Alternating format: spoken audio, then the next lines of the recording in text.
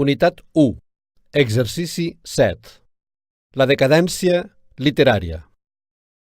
Si bé és cert que durant el període anomenat decadència es produeix un debilitament de la consciència lingüística col·lectiva i que la producció d'obres literàries cultes escasseja d'una manera alarmant, la literatura popular manté una vitalitat excel·lent, com també l'ús quotidià de la llengua entre la població.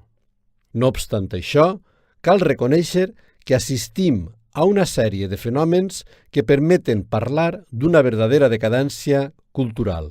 Així, és ben simptomàtica l'actitud dels nostres humanistes més il·lustres que comencen a elaborar les seues obres filosòfiques i religioses en llatí.